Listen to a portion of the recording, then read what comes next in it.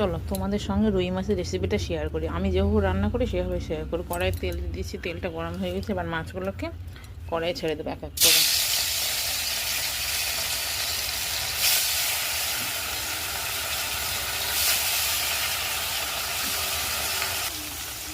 এবার মাছগুলো ভাজা হয়ে গেছে, এক পিসটা উল্টে দেবো।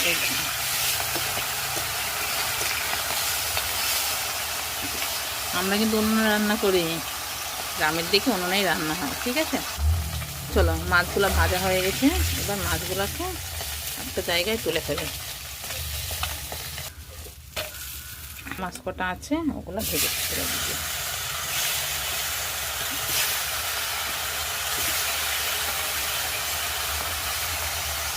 এই মুড়োগুলো ভালো করে ভেজে নেব, কিন্তু মুড়োগুলো আজকে রান্না হবে না, মুড়োগুলো কালকে মুড়ো ঘন্ট করবো ডাল, ঠিক আছে। মুড়ো ঘন্ট রেসিপিটাও তোমাদেরকে দেখাবো আমরা যেমনভাবে রান্না করি।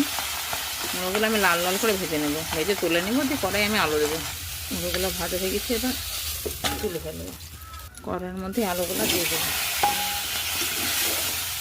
ভালো করে নেড়ে চেড়ে তারপরে আলুতে লবণ আর হলুদটা দেবো।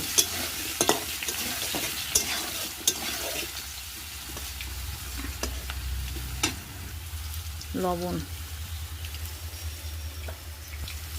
হলুদ, এবার একটু নাড়িয়ে দিই আলুগুলোকে। আলুগুলো না নামিয়ে কড়াইয়ের মধ্যে শুকনো লঙ্কা তেজপাতাটা দিয়ে একটু নেড়ে নেব। উঠে দেবো জিরে, কালো জিরে,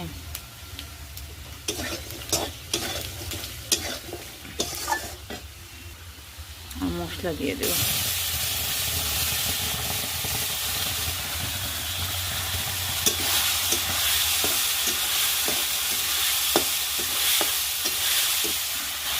হলুদ, চিনি দিয়ে ভালো করে কষতে লাগবে যতক্ষণ না মশলা থেকে তেল ছাড়ে।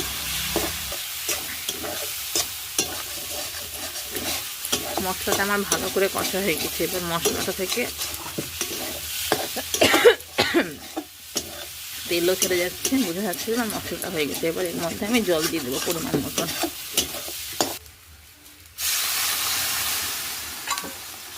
জল দিয়ে দিলাম।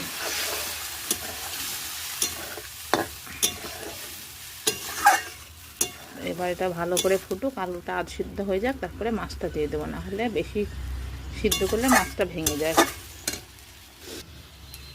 পরিমাণ মতো লবণ। দেখো জলটা ফুটে গেছে আর আলুটা